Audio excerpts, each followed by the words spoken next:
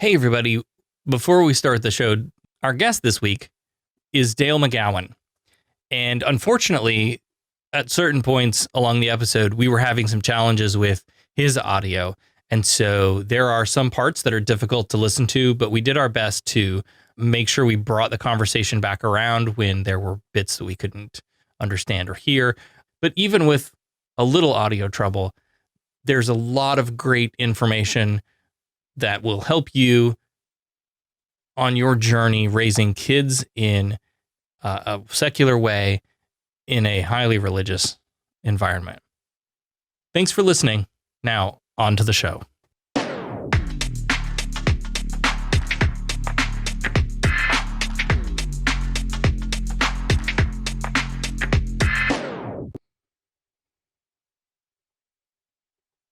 It's 10, 9, 8, 7, 6, 5, 3, 2, 1, 0.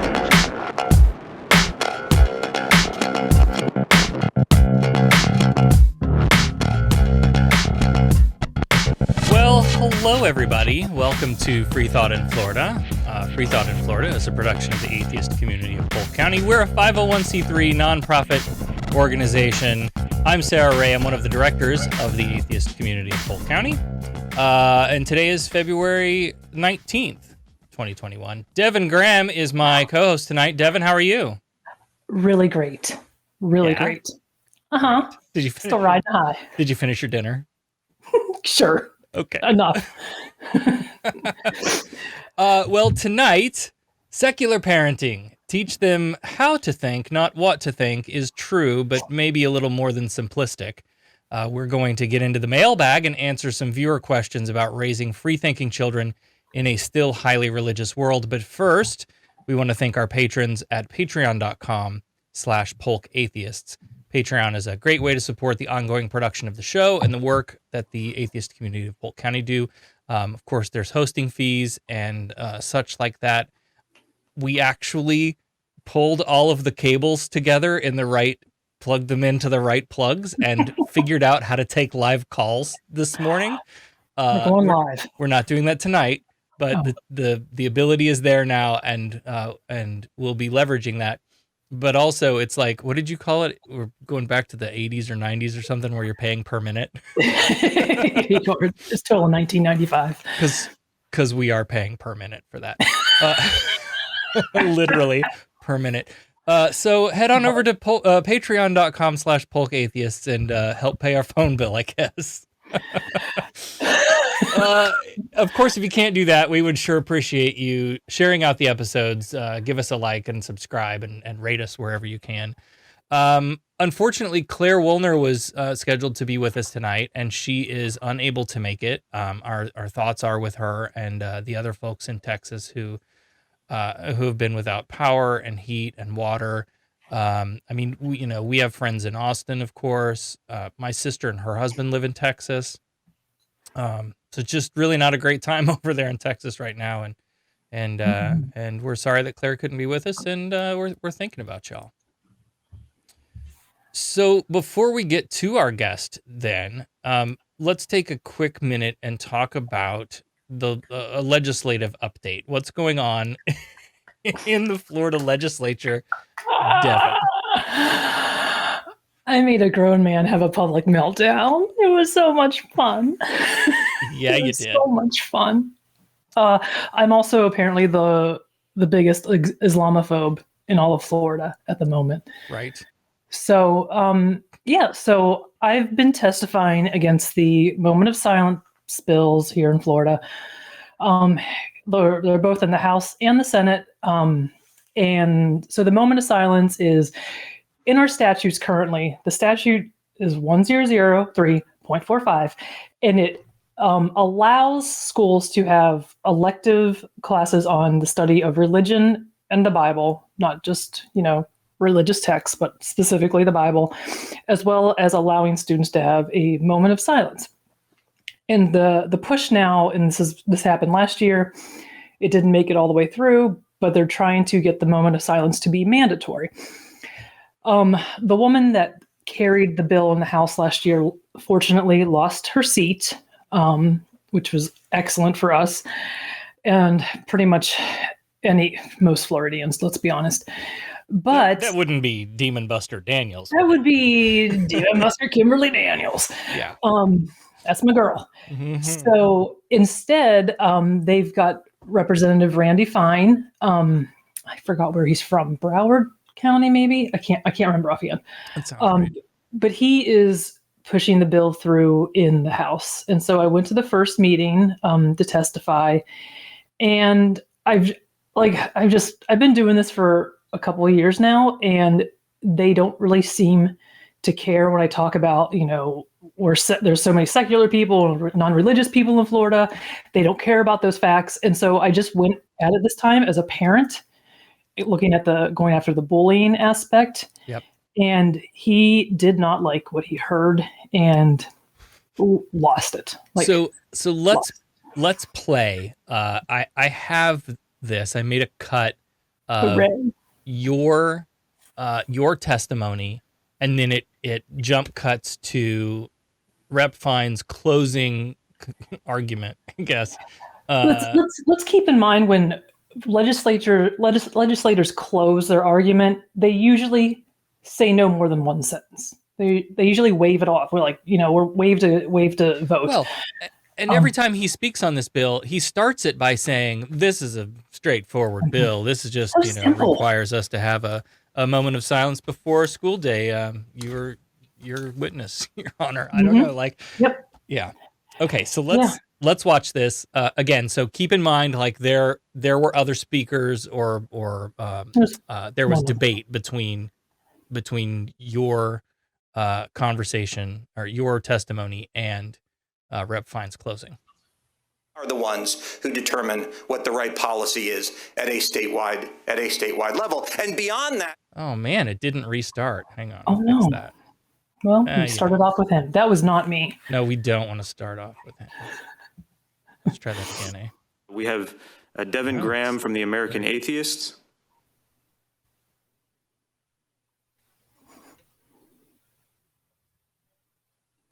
Thank you. I've been fighting this bill for going on 2 years now. And between that and my deconversion from Christianity about 5 years ago, I've learned that there's very little that I or the 25% of non-religious Floridians can say that can convince people that the separation of church and state matters and is vital to our democracy. The fact that this bill is part of a statute that explicitly describes the study of religion and the Christian Bible in our schools isn't convincing anyone that this moment of silence isn't religiously motivated. So, in addition to being the evil neighborhood atheist who's here to kill your joy, I'm also the mother of 2 kids in public schools. As a parent, there are a few things that are more heartbreaking than watching your kids being bullied for who they are or for what they believe in. The mandatory moment of silence is setting up children who do not pray, whose faith doesn't ascribe to a bowed head posture, or who just don't want to participate, to setting them up for bullying. There are multiple cases of this in our court system currently, where secular or neutral moments of silence or religious classes are implemented. In a lawsuit against the Mercer County, West Virginia Board of Education, one student who chose not to participate in an optional religion class was thrown into a broom closet by the teacher and was bullied so badly by her peers that they had to go to a school in a different county. In another case against the West Virginia Board of Education, a Jewish student who chose not to pray during the optional moment of silence was told by his classmates that if he didn't do it, he was going to burn in hell for all eternity. It comes down to this. There are no guidelines on how to run this moment of silence. There's no guidance in the bill on how to opt out. There is no language in this bill on how it will be guaranteed that this moment of silence will remain secular and neutral and compliant with the Establishment Clause of the First Amendment. The current statute, as someone already said, already allows kids to take part in this moment of silence if they so choose to. And they should absolutely be allowed to if they want to. What it shouldn't be is compulsory. Because like all rituals and religious practices, it should be done because the person wants to and not because they're forced to. Thank you. Thank you, Ms. Graham. All right, members, seeing no further debate, Representative Fine, you are recognized to close on your bill. Thank you, members. This bill attempts to do one simple thing, and that is to give students at the beginning of their day a moment to be centered. We do that ourselves in this chamber. Now, many of you are new, and you've spent, I think, one day on the House floor during org session. But in about 2 weeks, we'll probably spend 30 days of that 60 at some part of the day sitting on the floor. And that day begins every day with a prayer. Now, I will talk about how I spend my time during that prayer in a minute. But the notion of taking time to be centered before engaging in the stress and the craziness of the world is not a bad thing. Will it solve all the problems of the world? No, it will not. But will it move things down the line? I like to tackle big problems. And part of the reason I've been successful in this process is I realized that the way you eat an elephant is one bite at a time. You don't try to eat the whole elephant at once, because when you try, you get full very quickly. That's what we're trying to do. Now, I want to address a few of the points that were made here because a lot were made. I have an open door to anyone who reaches out to me on any of my bills. And by the way, I encourage you all to do that as well. Anyone who calls my office who wants to talk about one of my bills gets a call back or a meeting from me. I will point out that this bill has been filed, for a month, 5-6 weeks. Not one school district has asked to talk to me about the bill. Frankly, no one has asked to talk to me about the bill in either way. But the door is open should they care. But why don't I proactively do it? And this is a broader discussion on the notion of home rule. It's because we are elected to come here and do what we think is right. With no taking away nothing from my friends here who are local elected officials, we are not the United Counties of Florida. We are not the United Cities of Florida. We create local government here at the state legislature. We made them. They didn't make us. We are the ones who determine what the right policy is at a statewide level. And beyond that, particularly in this, you will see me advocate at times to allow local governments to do things, but most of the money that is spent on education, which you will see, it's my budget, is state money. Now, I have a rule in my house with my kids, my money, my rules. Now, this is our money. This is state money that we allocate. We have every right to have a strong say in how things are working. I want to address this. There is no such thing as a separation of church and state. It is a fiction that has been created by some people. There is no establishment of religion. That is very different than the prevention of religion. Now, while this bill doesn't deal with prayer and it doesn't mandate prayer, in fact, for those people who advocate this incorrect view, this bill removed references to prayer from the bill. Now, the individual who spoke out against the bill, look, she's got an issue far beyond this. She has an issue with the teaching of prayer, and if that's or the teaching of religion.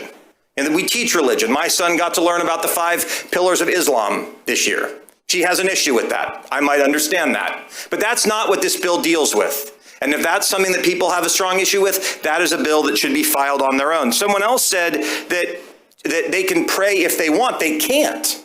We have made it optional for districts to do this today. We have not made it optional for the individual student to do this today. They can if the local government allows them to do it. And we're not counseling.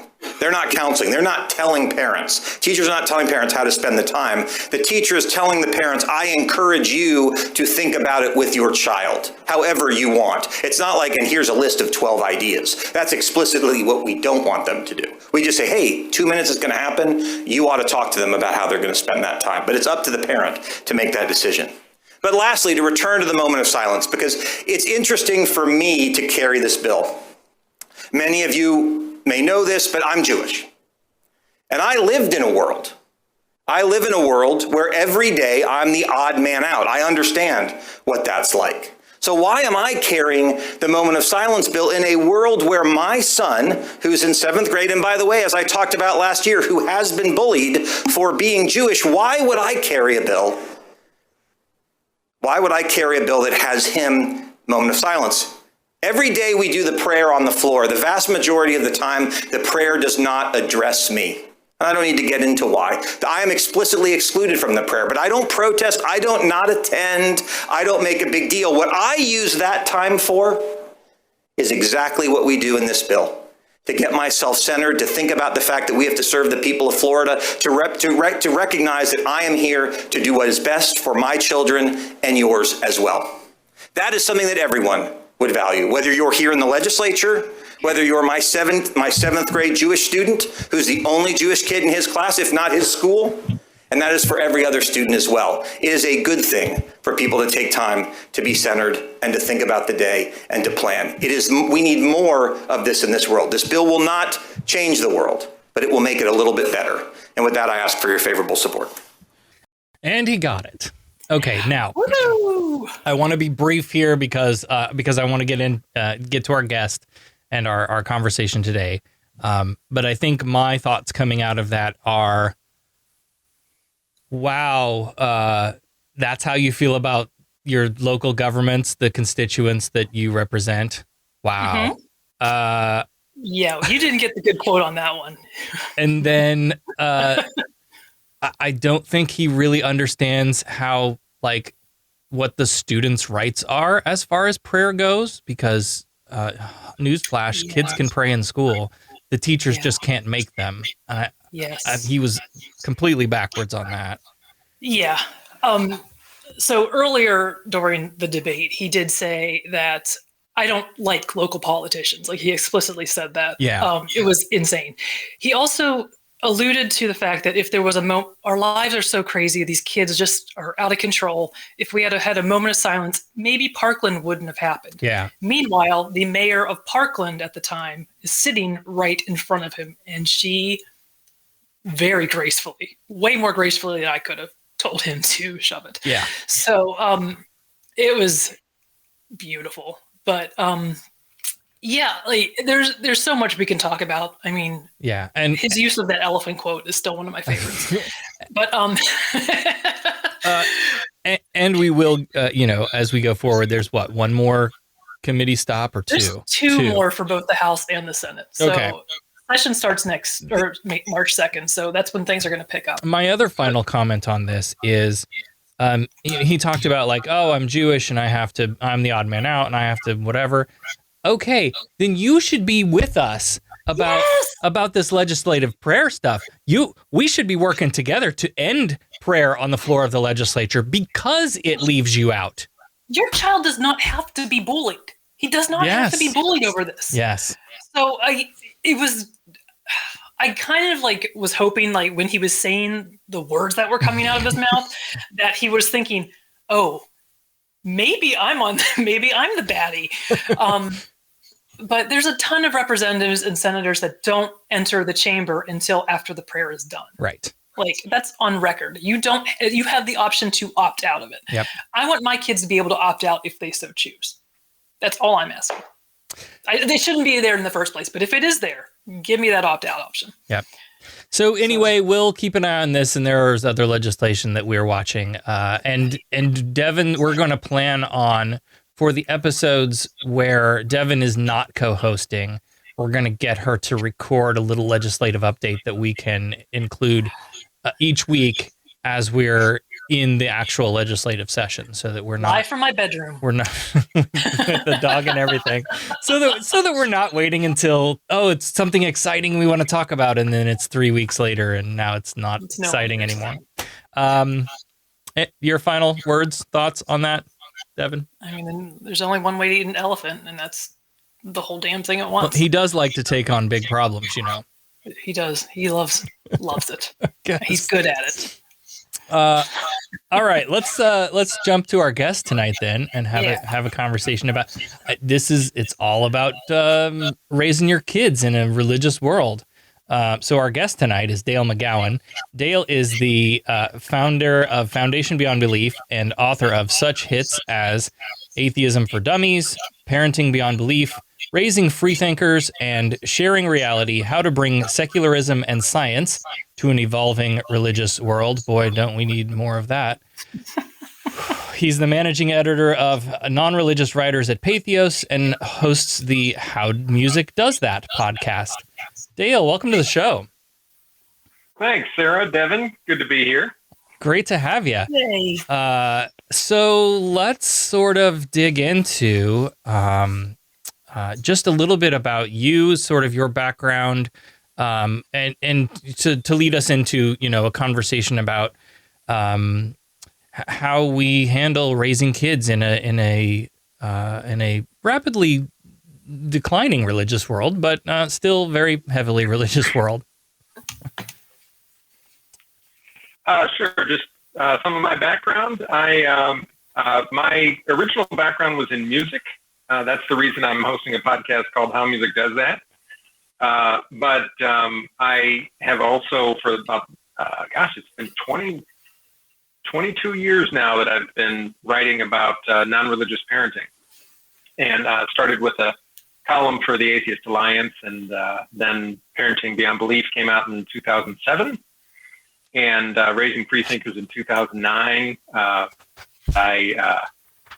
did workshops and talks about parenting for many years, and then started up Foundation Beyond Belief, as you said. And I'm also a music professor. I'm also teaching music classes at the same time. So I've got a couple of hats, a couple of lives going on. Yeah, that's a lot happening. Well, I hate to admit to you that I initially went to college for music education and didn't make it, not because of a musical issue, but because of a college and I just did not agree. 3 dates, college and I went on 3 dates. That's fine. What are those? Music ed, broadcasting, and what was the last one? It was a computer science something or other. Yeah. Okay. Yeah. Anyway, so let's talk then about so Devon and I are both parents. So we sort of bring our own unique things that we're dealing with our own kids. Devon, how old are your 8 and kids? 11. And mine are 5 and 10. So All yeah, right. yeah, pretty clustered young. And we have never babied our kids, even when they were babies. Like, we've always sort of talked to them as if they were just little adults. Like most of the things in the world you can handle knowing about. And I'm not going to kid gloves too much stuff. Right. And so my 10-year-old has become, little social justice warrior. But he's very aware of the things that are going on around him because we let that exposure happen. So I'm thinking about things like, we're living in a global pandemic. That's hard to escape. But with all of the tumult around the election and just things in politics, and that all sorted to heat up into a boil. What do you think about, what are we doing with our kids during that time? How is this affecting them? What are some ways that we should be maybe helping them through these times? It's precedented. I think one of the things that we can do and should do is let them know that it's hard on us too. Let them know that we don't have to pretend to know what's going on or how this is all going to come out.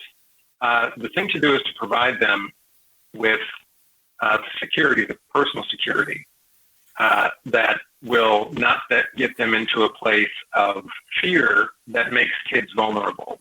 If they are fearful and insecure, they're more vulnerable to people who can take advantage of that. And that's, one of the things that can happen is that, peers and others who are in religious fundamentalism can use that fear as a wedge. So really the thing that I emphasize at the beginning of just about everything that we talk about is personal security, making kids feel that they are loved unconditionally, that they are safe. And I don't mean helicopter-y kind of state, because that can be anxiety producing in itself. But a real sense of being in a situation, family situation, or personal situation, where they are secure. When they're in that situation and they know they've got you on their side, it's amazing what kids can handle. It's amazing what they're able to think about and talk about and develop nuanced opinions about. So I think it's no different in a situation like this, in a pandemic situation. This is a good time to be talking about things like expertise and getting kids to know why it is that, for example, when the CDC says wear a mask, I wore a mask. Mm-hmm. I'm a free thinker, and I immediately put a mask.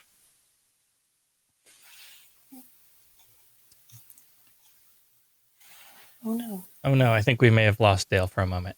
It was froze there for a second. I wasn't sure I wasn't talking. Oh, yeah. I want to be able to act on things that I don't fully understand myself. I don't know all the science behind the pandemic. I don't know all the science behind the virology that is informing this moment. But I don't have to. What I have to do is understand how expertise works and understand why it's a good idea to believe the people who spend their lives studying this thing and to do what they say. That's actually a discussion that isn't exactly going on critical thinking. But it's different from that.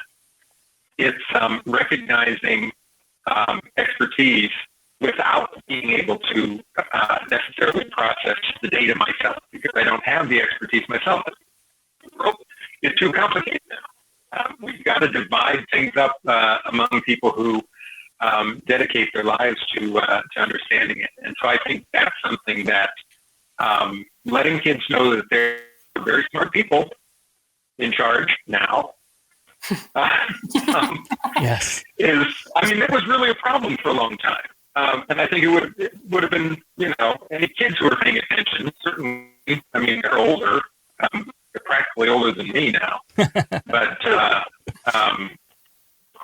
to the feeling that we all had that there were just completely incompetent people in charge of very important things was scary. So now we're in a better position to help kids understand that, we can trust the decision makers. Let them know that there's a light at the end of the tunnel. Let them know what a vaccine is. There's all sorts of teachable stuff in this moment, and they can handle it. They really can't handle it if they have that basic security.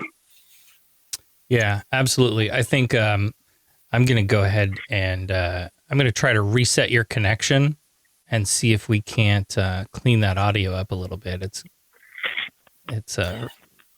there's an audio file in the audience, I'm sure, that's just screaming their freaking head off. It's not me. Don't worry. Oh my. Yeah. I know currently, ever since the election, that my stress level has gone down significantly, and that has boded well for my kids. I don't even think I've done or said anything different. It's just, it's such a much more relaxed atmosphere now, which I think is great. Yeah. I think about conversations that, we had with our kids about all of that stuff that's going on. Our 10-year-old specifically was very engaged politically. As the election was unfolding and all of that stuff. He was very engaged and very aware of what was going on.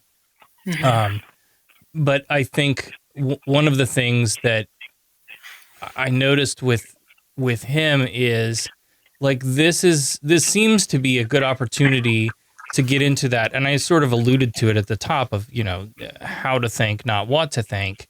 When you're getting this information and the information is sometimes conflicting, even within your family. There's people in your family that are vocally, this thing is a hoax and it's not as bad as they're making it out to be, and all of this misinformation that's going on around the pandemic.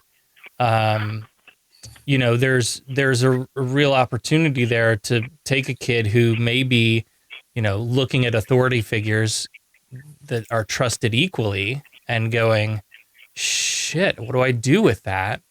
And I think that's, hopefully we've set him up with the ability to critically think through, the questions and figure it out. Mm-hmm. Yeah, indeed. Dale, we've got you back. I hope the audio's better. Okay, yeah, I hope so too. Yeah, that sounds better. I hate to do that to people. That's all right. I tend not to be an audio snob, but I know that there are plenty of them. My internet will go out about 4 times during this show, so it's right. There was another question that came up in the chat that I want to throw out.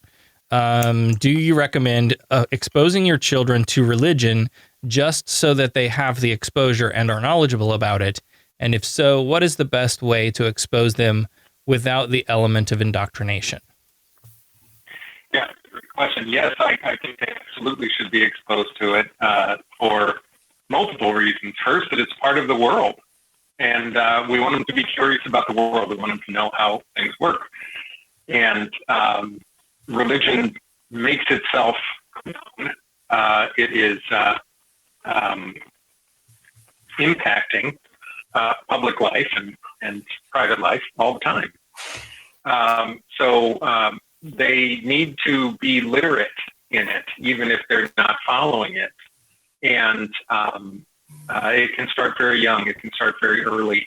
But it starts in the same way as every kind of literacy, science literacy and actual literacy, reading and writing. It's exposure in a lot of little bits, a lot of little bites, starting from very early on. It's not a matter of sitting them down and opening up the Bible and reading it to them, or even necessarily going to church on a regular basis. I mean, they should get inside a church. They should see what that's like, in part because it takes on the air of forbidden fruit. If they never get in there, they think, ooh, there's something magical going on in there. So show them what it really is. But then the other thing to do is to just simply notice religion around us and talk about it. When kids are young, you say, I remember an example I've given is when my youngest was 4 years old, and we drove by a mosque when we lived in Minnesota with a gold dome. And she said, ooh, look at the pretty building. And I was able to say, oh, yeah, that's a kind of a church called a mosque. And it's interesting. People who go to that church pray 5 times a day. They face a city far away, and they pray 5 times a day. We were just driving by, and that's all I said. I didn't get into the 5 pillars of Islam and all that sort of thing. I just said, yeah, that's called a mosque, kind of like a church, and here's one thing. Then about a month later, we were in St. Polk and saw a woman in hijab. And my daughter said, look at her, or whatever. And I said, oh, hey, do you remember the church we saw? It's called a mosque, the people who pray to a city far away. That's actually the way some people dress who would go to a church like that. They're called Muslim, is the name of the religion. So you just introduce another little bit. You do that about 3,000 times, before they're 18 years old. And you have a child who's going to be more religiously literate than most religious people. Most people who are religious in one tiny little sliver of religion.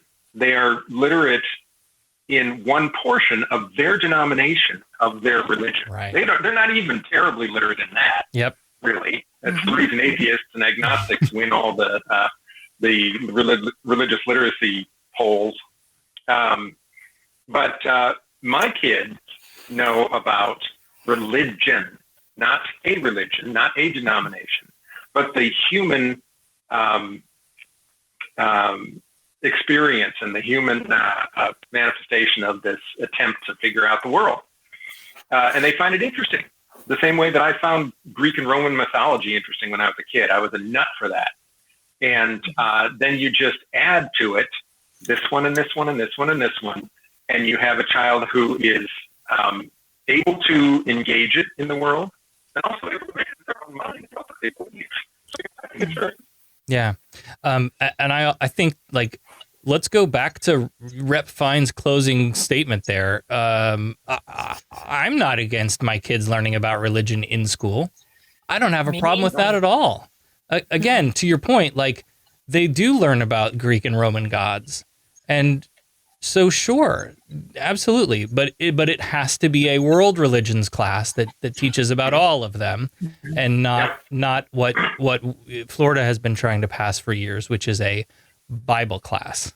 You know, if you teach it and you teach them all, I'm cool with that. Yeah, for sure. Yeah. But it's a dangerous thing, and they know that it's a dangerous thing because my wife is an example of this.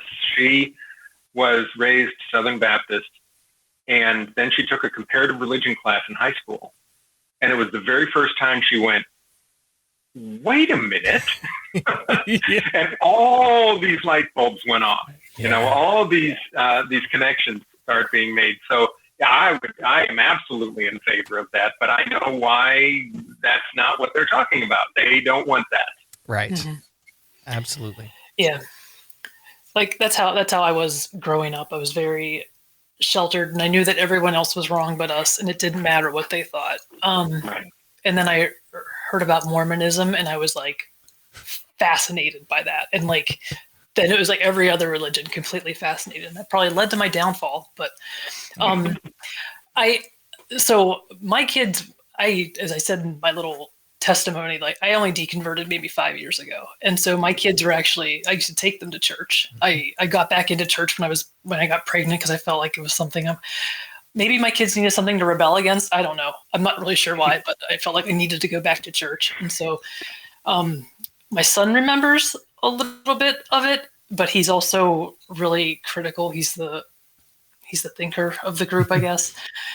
And he understands why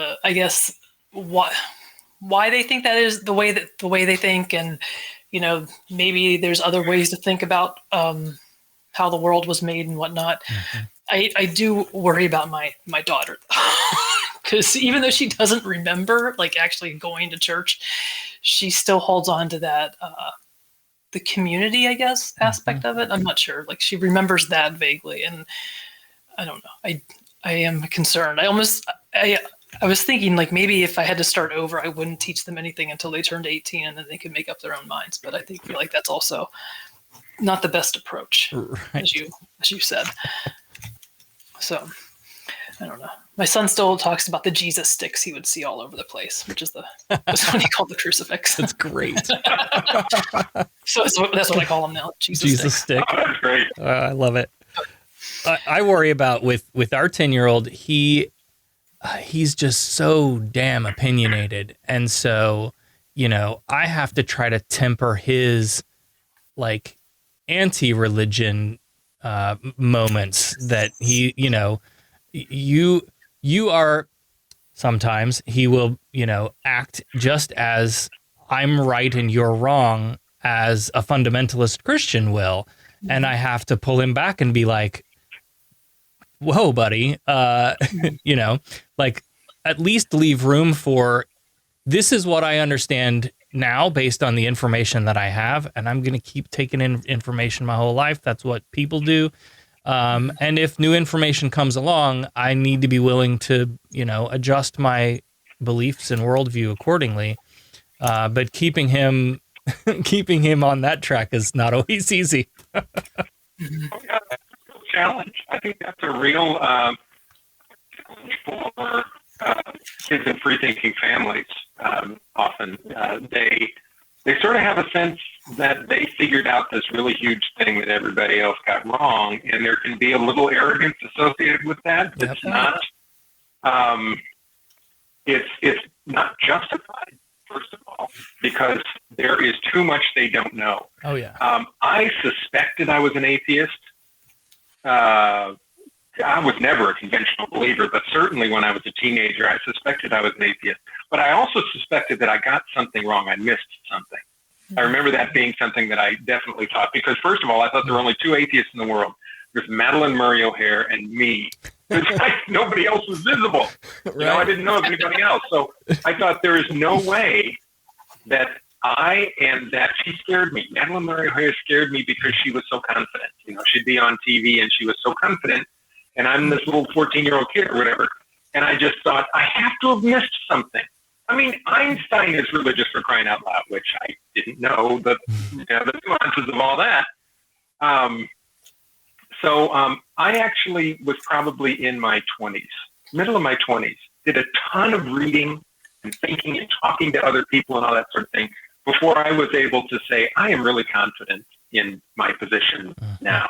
And I think it's always fine for kids to say, here's where I am now. Here's what I think now. But keep, just like you said, exactly what you said, Sarah, keep them loose, keep them open, keep them recognizing that there's a lot they haven't encountered yet.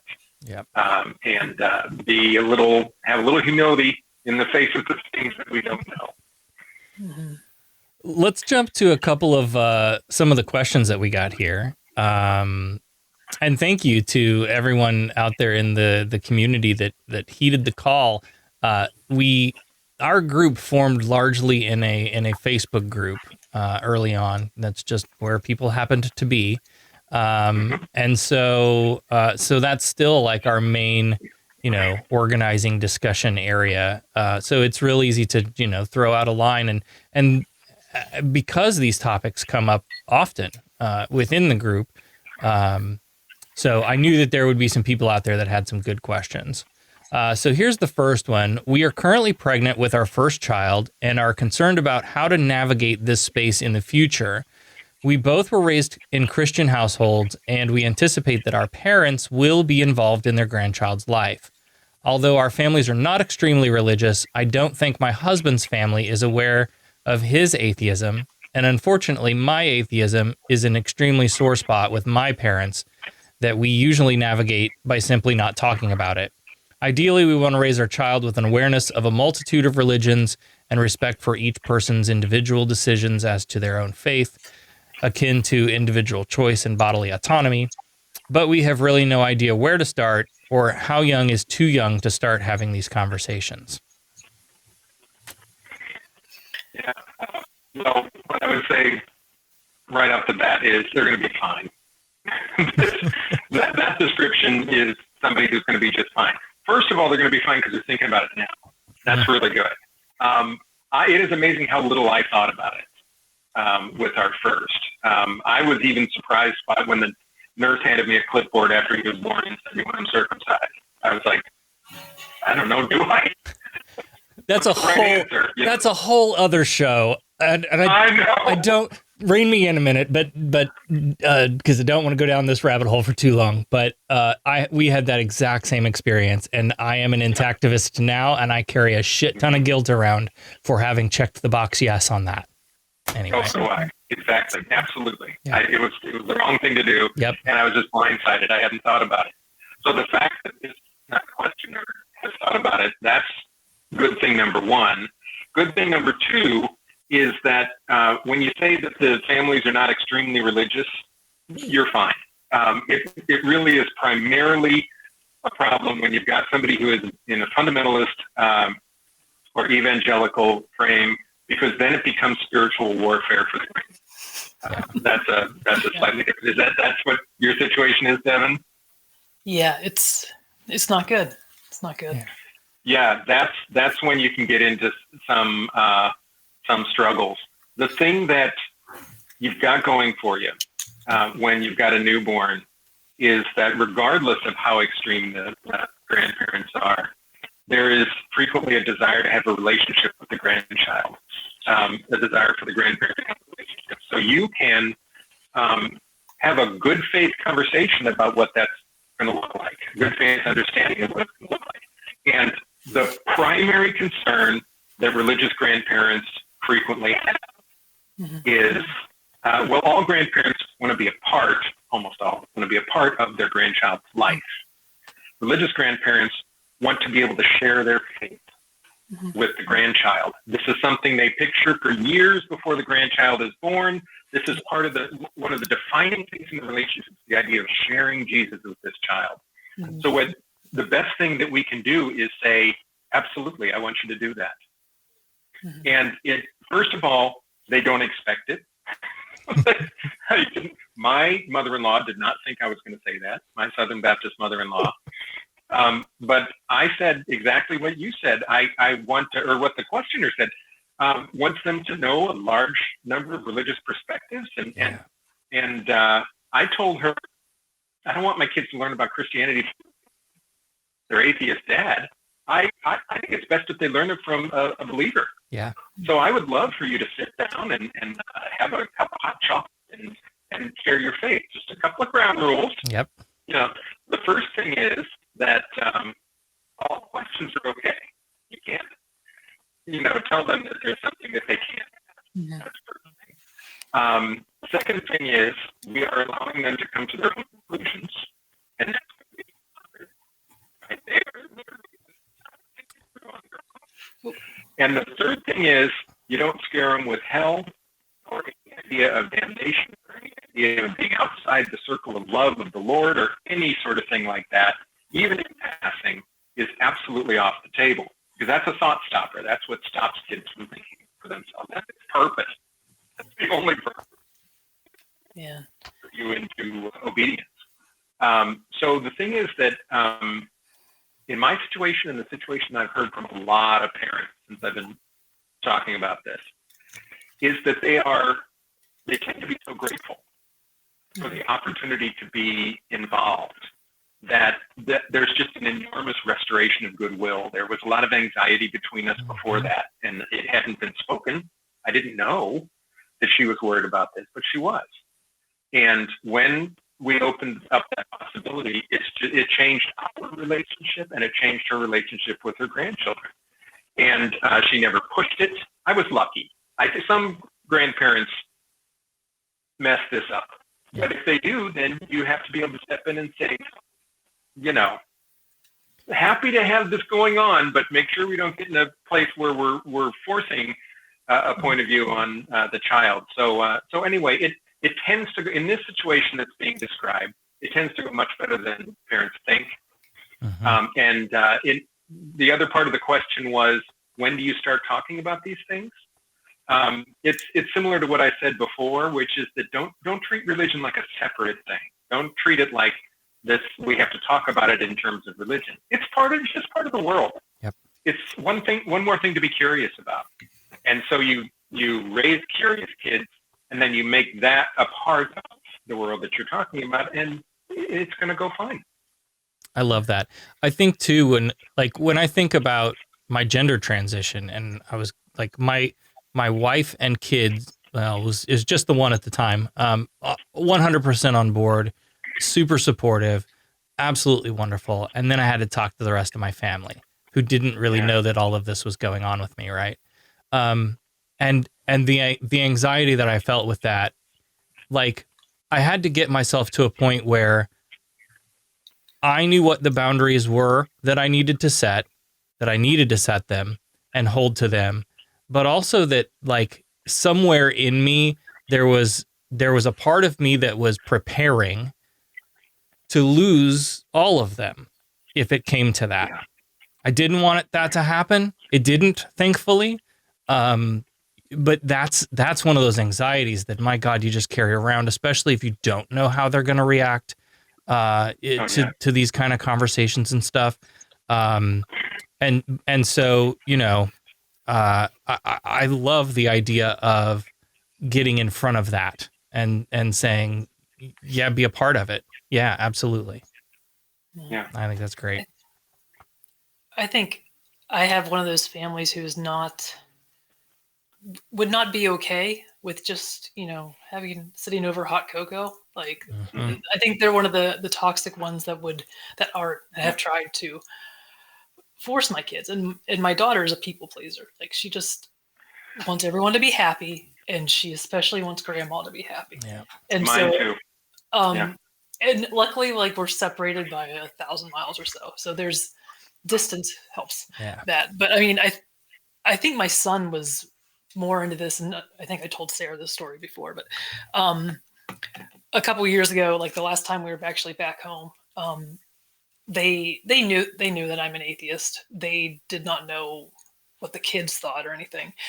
And my nephews, who are really like almost the same age as my son, they've always been really, really close. And they would just be like, "Hey, do you know how hot a match is?" Or they would keep on asking him if he knew who Jesus was. Do you like Jesus? Do you believe in Jesus?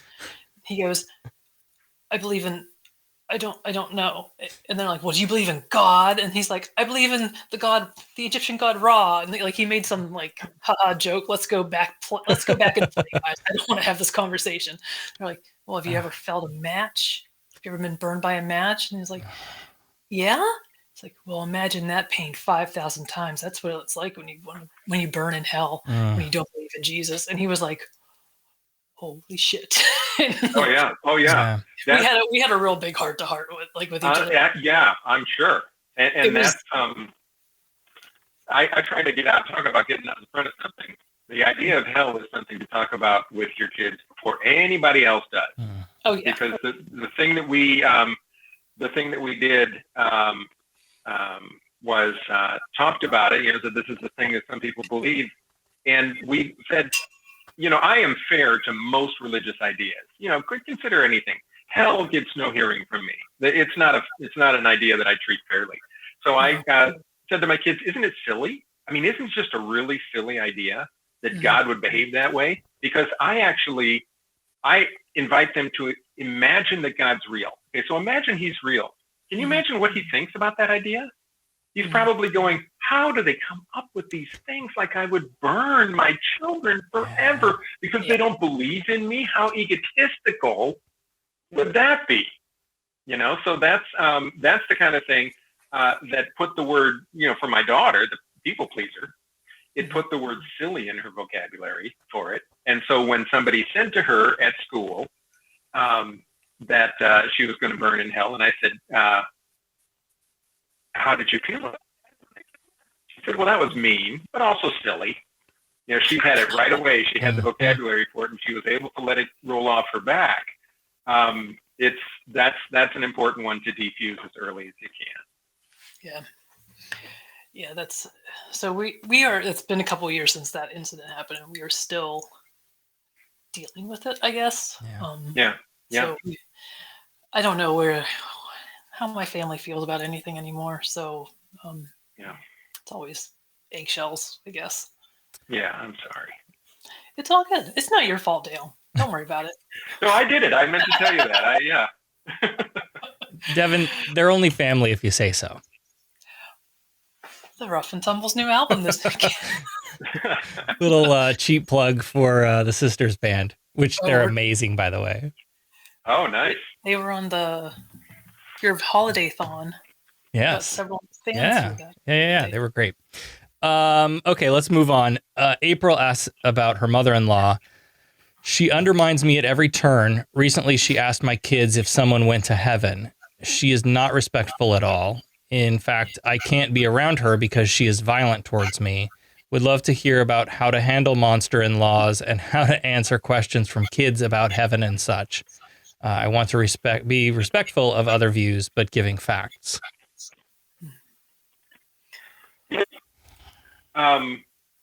Not from that person. You're gonna your kid will learn about other religions, but not from a person who is not only disrespectful but violent towards you. Yeah. I mean, that's a non-starter. That's an abusive relationship, and you have no obligation whatsoever to meet that person halfway and figure out how to. No, that's you don't. At that point, it becomes about protecting your child, and from both the potential for physical violence and the violence of ideas.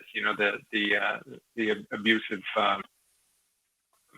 religious ideas. So So no, I think it's really ideal to keep your family relationships intact. And there are sometimes when it can't be done without compromising your own safety and your own sanity. So no, I would have to keep that one at arm's length and make it clear what the conditions are for continuing the relationship. Yeah, definitely. I think about this is the monster-in-law scenario, but I get it. The way our family structures are and the importance that we place on those relationships and all of that stuff, there is immense pressure socially on us to maintain all of those familial connections and put on this Leave It to Beaver bullshit all day, every day. But it just doesn't work that way all the time in every case. And so, yeah. Yeah. Oh boy. The next one is a voicemail. Let's have a listen to Olivia. Hey, Olivia Gonzalez here. As a preface, please disregard any sounds of children or cartoons that may be in this recording. Thank you. So the question I have is kind of a tricky cultural thing. My husband is Puerto Rican. We have a 2-year-old and a 7-month-old. He doesn't believe in gods, etc., but he doesn't identify specifically as atheist. That's just who he is. An example of the way the beginning of a conversation goes within his family is older person, hey, younger person, hey, bendición, how are you? Bendición in this context meaning to ask for blessings. It's also a respect thing. And that's just something, when we first got together, I asked his mom if that was, expected or required of me, to say. And she said no, but just explain the context to me. So then an older person would say, as a response, Dios te bendiga. I'm good, thank you. How are you? Dios te bendiga, meaning God bless you. My husband obviously still does this because even though he's grown, the fear of the chancleta is instilled in him very deeply. Ha ha. But he's not bothered by it anyway. So how do we raise our kids not to be seen as disrespectful by other family members if they don't want to say it? And it's also kind of a catch-22 as well because that's still a part of their heritage and who they are in a sense. So how do we embrace culture and everything like that without having God in their face all the time? It's really, really tricky. But anyway, thank you for listening and for any other suggestions that you have. Thank you, Olivia. Never apologize for the sound of children in the background of your phone calls. That baby did sound disrespectful, though. Never feel bad about that. Oh, never. Yeah. No, it's a really good question. Basically, what this comes down to is figuring out how to choose your battles. What are the things that matter most? And for me, the one thing that I didn't want to happen was indoctrination. I didn't want my kids to be in a position where they had to accept a particular belief system for whatever reason, where they felt that they were in a corner. Something like, people saying God bless you when you sneeze, or as a cultural greeting, the way she's describing or something like that. My feeling is, and the way I encourage my kids to treat something like that, is that it's harmless. It's a harmless cultural, it's part of embedding in our culture. And I never had any problem with God bless you or any similar things like that. It's not magic. It's not the kind of thing that's going to suck the child's brains out and make them religious. If they hear that, even if they hear it repeatedly, I actually think hearing it repeatedly makes it less so, because then it really starts to fade into the background and become this cultural thing. So I wouldn't worry too much about that. And it also sounds like your family is, his family, I guess it is being respectful of your decision to participate or not, and so on. So anyway, it sounds like you're in a good situation, and I would just my suggestion would be to be okay with things that aren't really leading to indoctrination. The thing that struck me with this one was obviously being cautious around cultural things. We say, "Hey, how are you?" to people, and don't mean it to everybody you come across in the course of your workday. Everybody. Yeah, Like, that's true. there are some things that we just say as rote. It's just part of a thing that doesn't really carry meaning anymore. Do you really want to know how I'm doing when I walk into work? Because sit down, I got a lot to talk about. Like, is this a real conversation here, or are you just doing a respectful thing that we all agree to do? That, hey, how are you? Oh, I'm good. How are you? We all do that, right? So it read to me as sort of a Hispanic cultural version of that, really. Right. I think that's a good way to put it. The next one comes from Jessica. Jessica says, "We have been having some struggles lately. My 6-year-old daughter has been asking a lot of tough questions lately and dealing with some tougher situations. She asks why everyone at school goes to church, but she doesn't get to. She told me she accidentally told a girl that she didn't believe in God and that the girl told her she wasn't going to be her friend anymore. She was at a dance convention, and apparently one of the instructors was talking about how great Jesus was and that everyone should love him, and she told me that that was pretty rude because not everyone believes in that. I can tell that she's feeling a bit alienated, and I'm not sure how to help her cope with these things." Mad props to that girl for saying that. Right? Mad props. Right? Hey, that's rude. Not everybody believes that. Good on you. Yeah, she's going to be fine. Yeah. Well, I really think so. I really think she is going to be fine. Yeah. And when somebody says, first of all, asking tough questions, awesome. Like, including why do these other kids go to church and I don't get to? I mean, really, my suggestion in that case is get that child into church. Because the tendency is, I mean, don't get them into some youth group or something that's going to, they say they want to go to church. If you can put them into a situation where ideally you're with them, let them see that it's not magic. Let them have an opportunity to see that it's, see what it is. But let them know what it means. Let them know that the reason people go to church is because they believe particular things. And if you don't believe that, then we can do something else. There's something else that we can do on Sunday morning if you want to have a routine like that.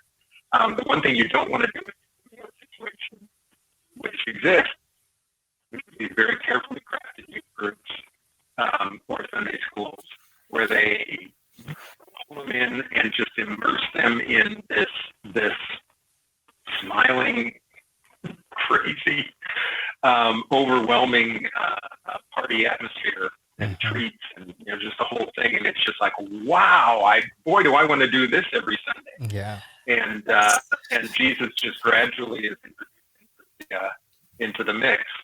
But church in general, I mean, boy, if you can get him into the sanctuary, that's awesome. That's more.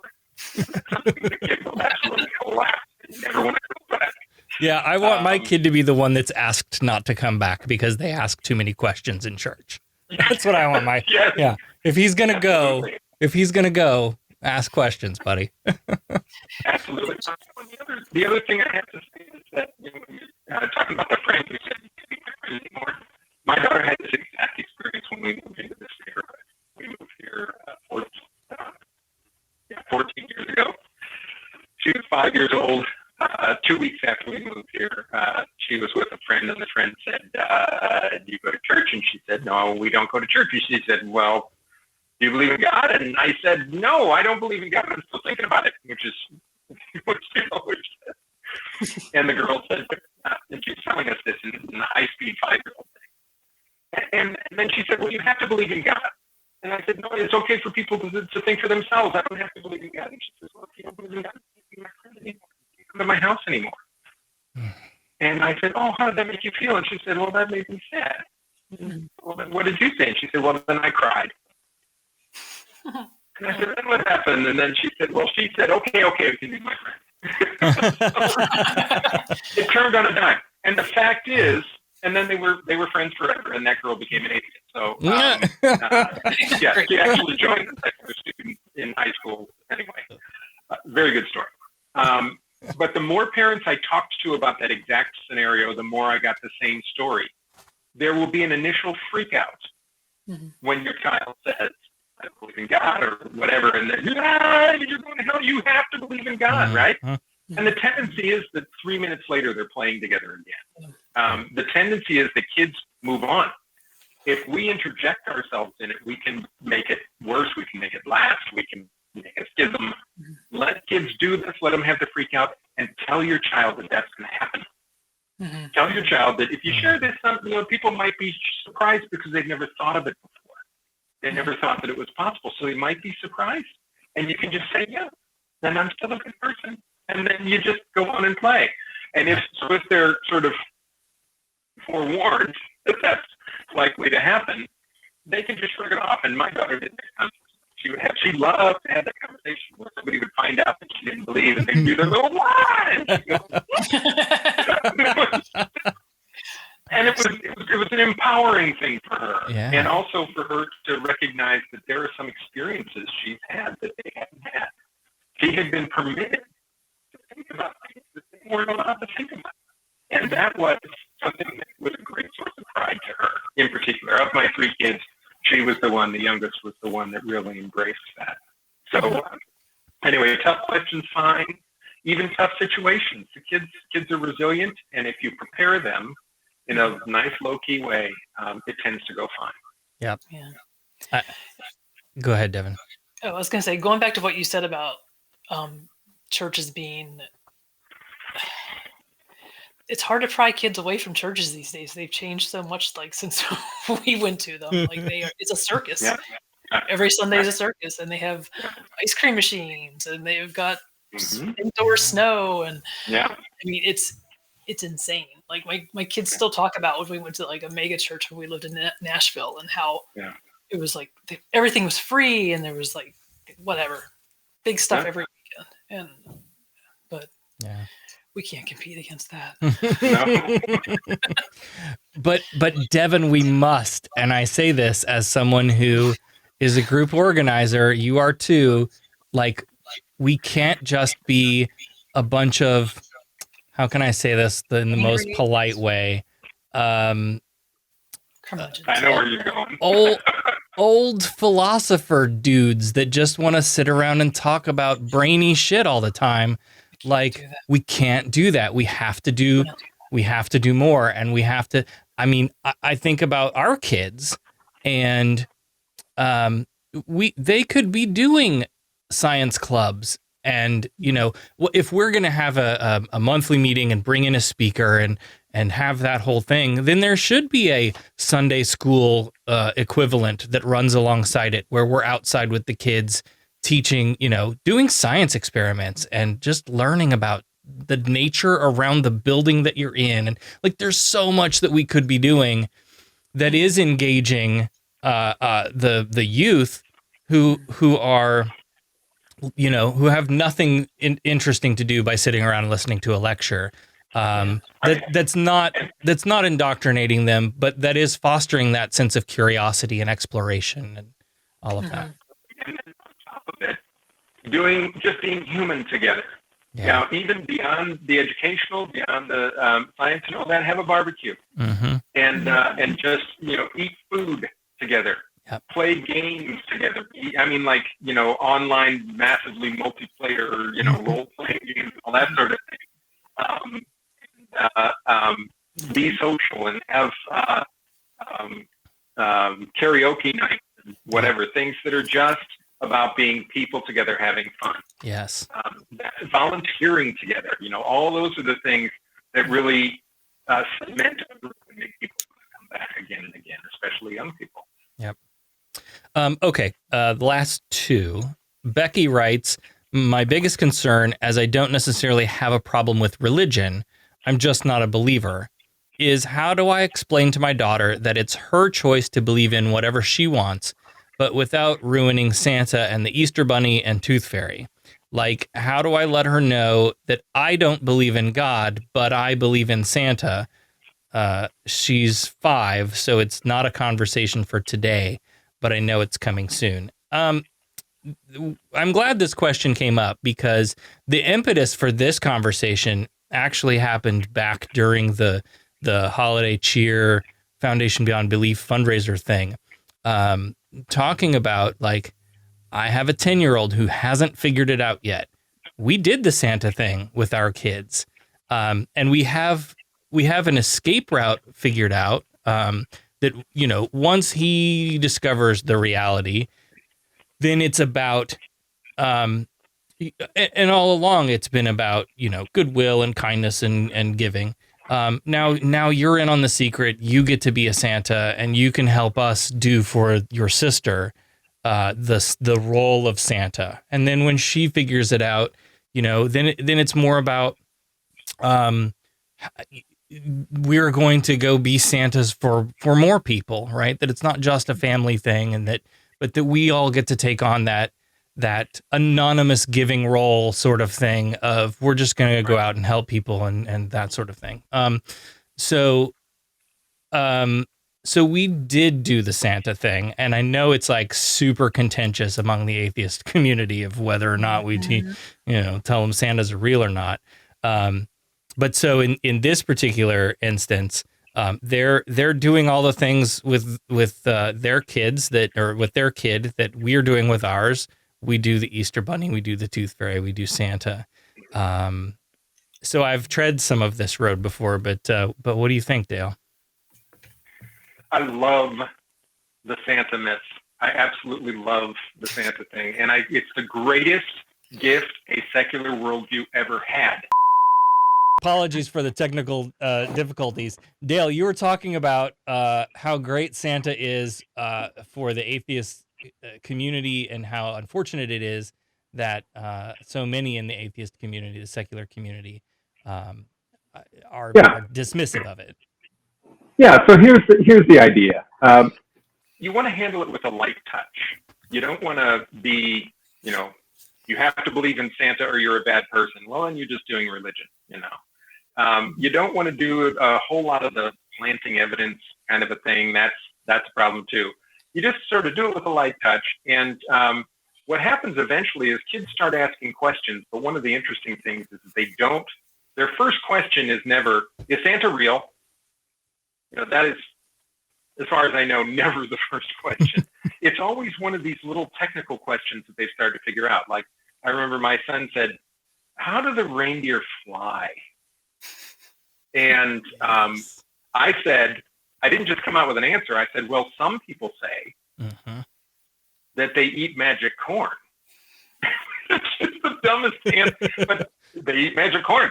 And was that good enough for him? Boy, howdy, was that good enough. That's all he wanted was some answer so that he could keep believing. Yep. His will to believe was stronger than his will to know. But he had this little niggling thing in his head, so he asked the question. Then the next question, he'll come to me and say, how does Santa get around the world in one night? And then I said, some people think that blah, blah, blah. How does that sound to you? And he said, that's great. And he runs off. But the questions gradually got harder. Yeah. And he gradually got a little more skeptical about the answers. He starts digging in a little more. And then finally at, I guess he was about 8 years old, in the Target parking lot in Minnesota, snow coming down, the Salvation Army bell ringer. He turned to me and he said, Dad, is Santa real? And finally, his will to know was greater than his will to believe. And I said, what do you think? And he said, I think it's the moms and dads. He was so excited. He figured it out. Yes. Yeah. Yeah. And that's the overwhelmingly typical thing that you get from kids, is that they can be excited about having figured it out if you play it that way. Right. If you allow them to uncover it. Well, look what they just did. They found their way, using critical thinking, they found their way out of the belief system under their own power. Well, now they're ready for future belief systems that tell them there's this other magical man who gives you gifts and puts coal in your stocking if you're bad. and then they can sort of knit their brows at that. I think it's a fantastic opportunity. It's fun, it's harmless, but it's also powerful in terms of developing critical thinking if you do it right. Mm-hmm. My son is the quintessential skeptic. When he was 6, he just went the direct route. They had a little Santa party at school or daycare or whatever, and then later that night we went to a party and there's a Santa there, and the Santa goes, "What's your name?" He goes, "You should know. I just told you this morning." Oh. And he's like, "Oh, you." Oh, yeah.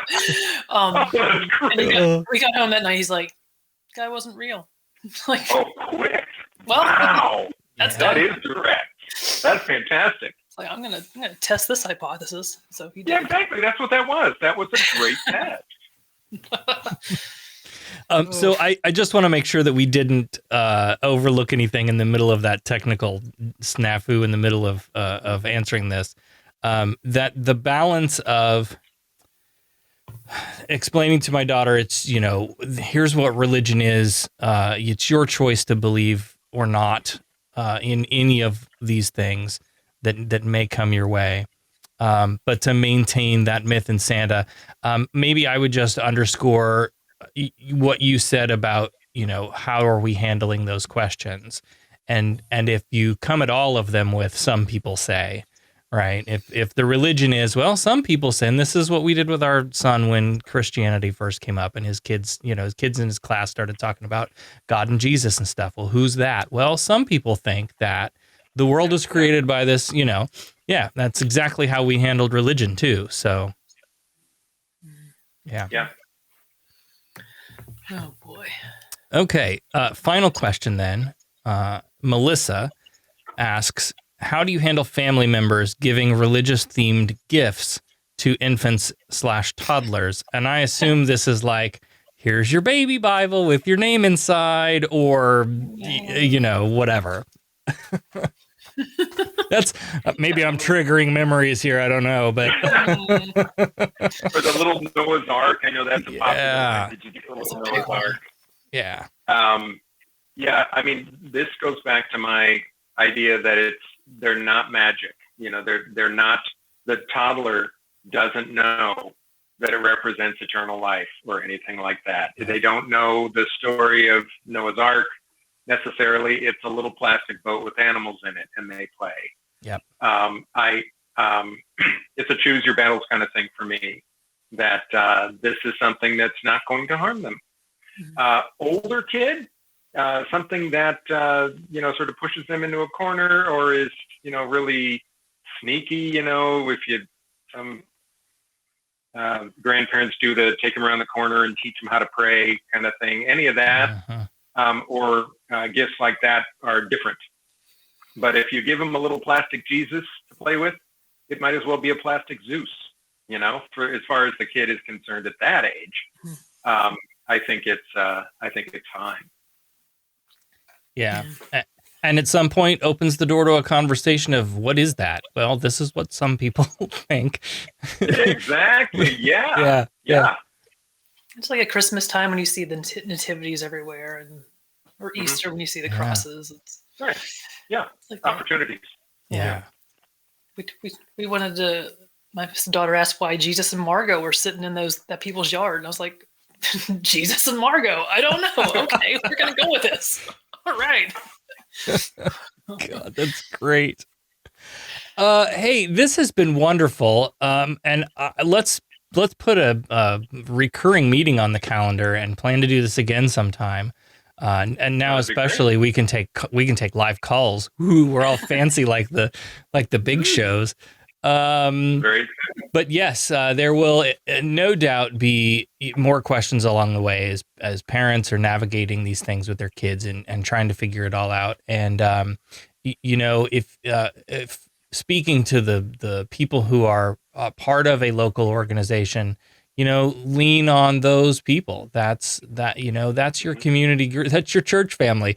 And, lean on those who have been down the road before. And if you don't have a community that you're involved in, well, we're certainly here to help you out with that and bring folks in like Dale to help answer these questions. So appreciate everyone who submitted questions for us tonight, and I look forward to doing it again. Yay. So Dale, before we go, I want to give you an opportunity, of course, to plug anything you've got going on, to send people to buy your books. And subscribe to your podcast. Oh, my podcast, yeah. Well, I also had a secular parenting podcast that's on a long hiatus now, but that's called Raising Freethinkers. There are 40 episodes you can listen to there. But the music one is How Music Does That. Really enjoy that as well. And I'm also at work on possible new editions of Parenting Beyond Belief and Raising Freethinkers. So I think that's the next thing down the pike for me. So awesome. Well, we look forward to that, and we'll have to have you back to chat about that when that happens. All right, sounds good. I appreciate the invitation. I appreciate you coming on. Thank you, Dale. Sure thing. Dale. All right. All right. Dale McGowan. What a wonderful guest. Yay. I'm disappointed that it took this long, to be honest. I've been doing this kind of stuff for 5-6 years now, and bless you, Claire. We miss you, and I wish you'd been able to be on. Yeah. Not that I don't love Devon, but this was all Claire. This was all Claire. She set the whole thing up because she's just wonderful. She did. We were booking the holiday show, and she was like, "You should reach out to Dale," and I was like, "Yeah, you're absolutely right." Anyway, we shouldn't have prayed for the snowstorm to hit Texas. Yeah, it happens. So I will put all of the links to all of Dale's work in the show notes of this episode. Devon, what do you have going on? Are you testifying anytime again soon? I didn't see anything on the calendar, but session doesn't start till March 2nd, so whenever that happens, I'll be there. I assume anyway. Presume. There are some nasty bills that unfortunately we're not going to be able to address all of them. We're not going to be able to even respond to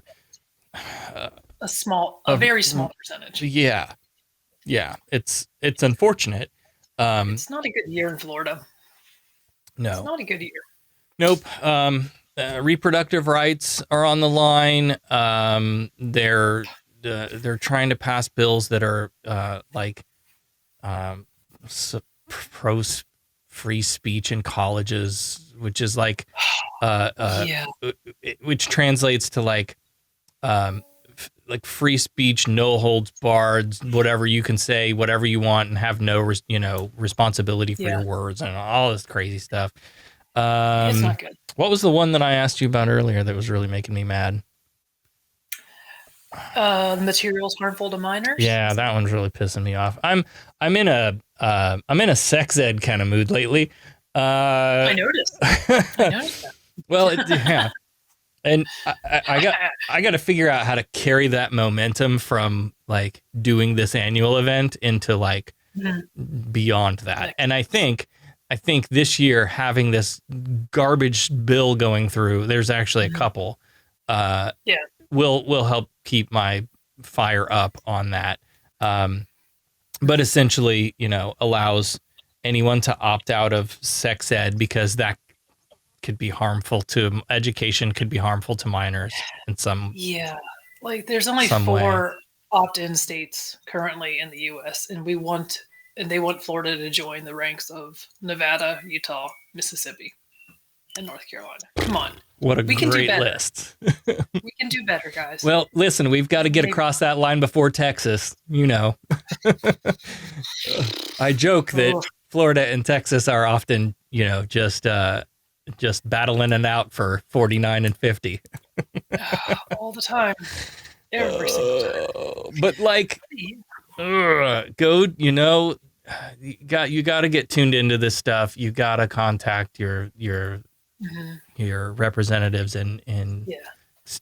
I mean, honestly, we did a real short, like a real quick call to action 2 days before the moment of silence bill was heard. And I actually think it worked because there was every single Democratic rep made the comment, like, I have been contacted or alluded to the fact that they have concerns about X, Y, and Z.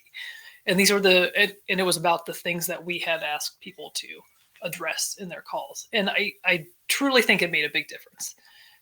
We know it's going to pass through committee. Yep. It's going to go down party lines. It is what it is. But I feel like if we're making a stink about it, at least, put up a fight. Yep. And I know this is all backstage conversation, but I really think we need to get, and maybe it's, it's obviously it's not us, but somebody needs to say, if this bill is not inherently religious, is not inherently about prayer or religion, then why is it that all of the people who show up to these committee meetings to speak in favor of it are from religious organizations? I can't say that, though. I know. I know you can't. I know you can't. But one of y'all can out there. Somebody can. Somebody can. And we'll but that question needs to be raised, I think. Sure does. It sure does. So anyway, you don't have anything on the calendar. There's no specific nothing legislative wise. Humanists of Tallahassee, we're having a talk about the medical aid in dying issue at the end of, I guess it's March 7th. So you can find that on our Faceplace page or whatever. Excellent. I'll get up on the website eventually. Maybe. I'm slow. I just did a full redesign of polkatheists.org. I don't know what you're waiting for. Like yesterday, I just completely redesigned it. I'm a nerd like that, though. That's a thing that we have in the pipeline for Freethought in Florida. I want to do a series of shows addressing death broadly, like an episode on medical aid in dying, right? An episode on let me see if I have this. This book is called "Is the Cemetery Dead?" By David Charles Sloan. And the idea is, like, isn't it dumb that we bury ourselves in boxes at the end of our lives? Like, that's a lot. That's a waste of space. A huge waste of space, and it's not friendly to the environment. And a lot of that is wrapped up in old religious baggage and the way your feet point and all of that shit. But anyway, like, there are so many cool options that have come out lately, like beyond like right, or I can't like nurture a plant now. At least I can do it after I die. Everything dies with me. I want to find a medical study on like the effects of feminizing hormones on a transgender individual or whatever, somebody who's studying like trans people.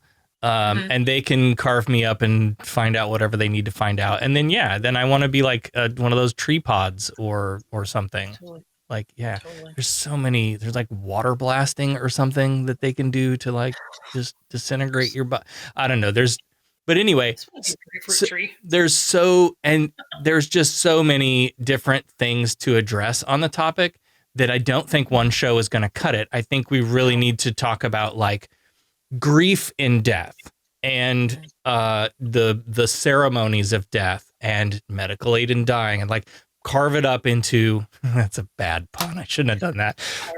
Carve it up into different sections and have a whole freaking series on death. I think that would be great. October, Halloween, macabre. I love it. That's perfect. Next week we have another show.